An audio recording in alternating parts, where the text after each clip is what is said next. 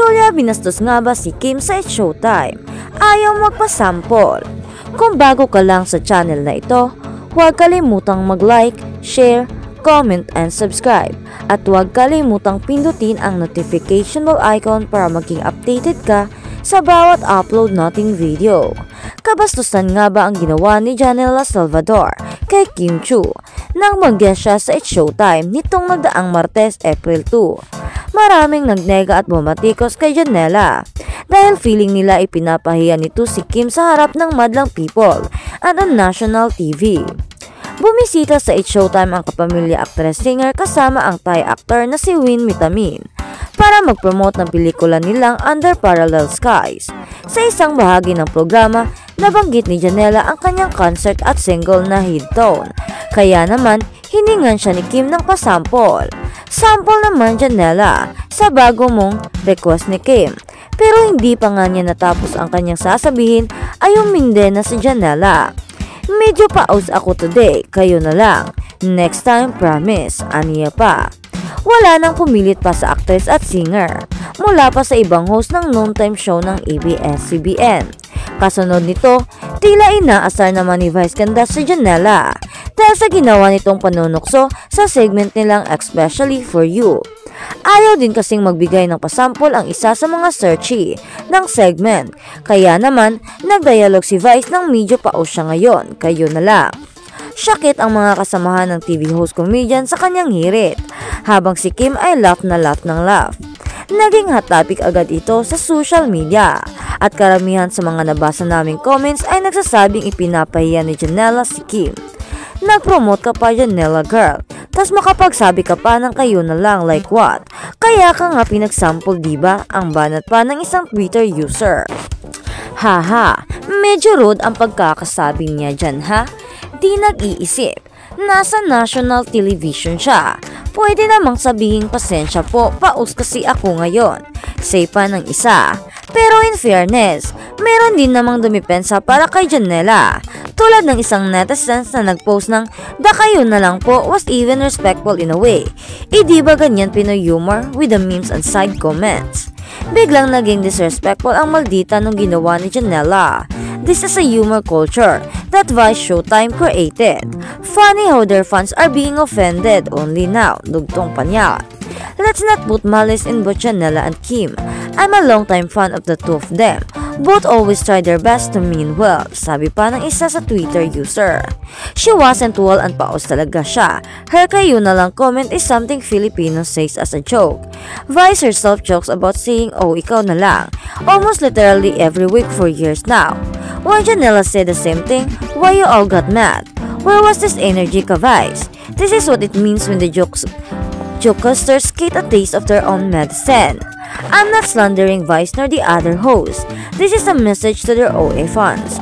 If you can laugh and not hear so funny jokes, then you can laugh at someone else's jokes and not be a bitch about it. Ang linya naman ng isang netizens. At sa kabilang banda naman, Kim at Barbie game na game magsama sa movie. Magkapatid tayo na baliwan. Kim na game magsama sa isang acting project sina Barbie Forteza at Kim Chiu. Kung mabibigyan daw sila ng pagkakataon.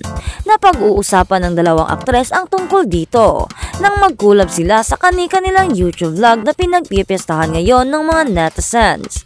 Mapapanood sa naturang vlog ang Q&A session ni Kim at Barbie, kung saan napagkwentuhan nga nila ang ilang kaganapan sa kanilang personal life at sa showbiz career. Tinanong ng kapuso aktres ang isa sa mga host ng It's Showtime kung posible kayang magsama sila sa isang project kahit na nga ba magkaiba sila ng TV network. Very positive naman si Kim na pwedeng-pwede silang magkatrabaho sa isang pelikula o teleserye dahil naniniwala silang wala ng network war at usong-uso na ngayon ang collab. Naiisip ko, pwede nating gawin since marami tayong energy. Gusto ko like gumawa tayo ng nakakatawang pelikula. Funny na magkapatid na baliwan, na magkaaway pero nag-reconcile, ang pahayag pa ni Kim. Samantala, nasabi rin ni Barbie sa katsikahan nila ni Kim na mabilis siyang makapag-move on. Kaya ang question niya sa ex-jowa ni Sian Lim kung ganun din ba siya. Ang natatawang tugon naman ni Kim, oo, mabilis akong mag-move on. Ano ba yon? Ano ba ang tanong mo? Ha ha ha. Tinanong naman ni Kim si Barbie kung ano ang mas masakit, ang romantic breakup o friendship breakup. Natulala ang Kapuso star at dahil hindi niya alam na para pala sa kanya ang tanong. Ang tagal ng post, nakakainis, ang natatawang reaksyon naman ni Kim. Pag-alala naman ni Barbie sa naturang vlog sa panayam ng 24 oras. Ang saya ng buong vlog, sobrang fun, walang pressure.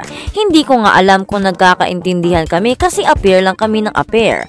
Hampas lang kami ng hampas. Safe pa ng dalaga habang bumubungisins. Anyway, simula sa April 6 ay mapapanood na rin sa GMA7 ang Kapamilya program na It's Showtime. At sa kabilang balita naman, Sara Labate sinupla ng netizens. Hiwalay ka lang, hindi ka pa single. Hanggat wala pang dokumentong nagpapatunay na legal ng hiwalay o wala ng bisa ang kasal ng isang mag-asawa ay mananatili pa rin silang kasal. Ito ang gustong ilarawan o sabihin ng netizens kay Sara Labate. Nakaliwat kanan ang pambaba sa kanya dahil nakitang may kasama siyang lalaki sa isang naturang restaurant sa Hong Kong nitong nagdaang bakasyon. Nang makapanayam kasi ito sa isang event ay sinabi niyang kaibigan lang niya ang lalaking kasama at higit sa lahat ay single naman daw siya ngayon kasi nga hiwalay na sila ng asawang si Richard Gutierrez ilang buwan na ang nakakaraan. Isa si Sara sa napag-uusapan ni Nanay Christy Fermin at Romel Chica sa programang Christy for Minute kaninang tanghali na napakinggan sa Radyo 5 92.3 True FM at maraming netizens ang nag-react sa sinabing single na ngayon ang ina ng mga anak ni Richard. Say pa ni Nanay Christy, one of her friends lang daw at hindi naman daw masama na makita siyang may kasama. Iba dahil siya ay single na. Nagalit ang mga kababayan natin. Kahit pasabihin kasing panahon na ngayon ng social media, marami pa rin sa atin ang lumalang taong kung tutusin. Masyado pa rin tayong nagbibigay ng impormasyon sa kasal. Kaya ang sigaw sa kanya ng mga kababayan natin, girl, hiwalay ka lang, hindi ka pa single. Yun ang sinasabi, diba? Hirit pa ni Romel Chica. Totoo naman yon. Ipinaliwanag ni Nanay Christy na baka raw kaya nasabi ni Sara na single siya ay dahil nakawala na siya sa matrimonya o kasal nila ni Richard Gutierrez. Kung yung pangalawa na ang kanyang sinasabing single, abay nagkakamali siya. Dahil kahit sa ang diskonaryo, tingnan maling-mali siya. Dahil hindi pa naman napapawalang bisa ang kanilang kasal. Dahil kung yan ay naanal na ay hindi pa pwedeng itago sa publiko. Kaya hindi pa talaga siya single. Kaya tama lang yung mga sumisigaw ng girl, hiwalay ka lang sa asawa, hindi ka pa officially single. Pahayag pa ng CFM host. Sabi naman ni Romel Chica, dapat maging aware si Sara sa mga pinakakawalan niyang salita dahil babalik sa kanya talaga yon. May mga nagtanggol naman kay Sara na nakikita rin daw si Richard na laging kasama si Barbie Imperial na balitang botong-boto ang mami ng aktor na si Annabel Ramos aktres. Katwiran pa ni Nanay Christy. Minsan lang yon sa bar nagkita. Napadaan lang si Richard at saka walang kwento na lagi silang nagkikita.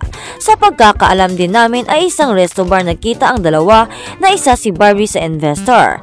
Kaya inaasikaso niya ang aktor. Anyway, nabalitaan din namin wala pang annulment case na na-file kundi custody lang ng mga anak na sina Zion at Kai dahil tila gustong ayusin pa ni Richard ang relasyon nila ni Sara.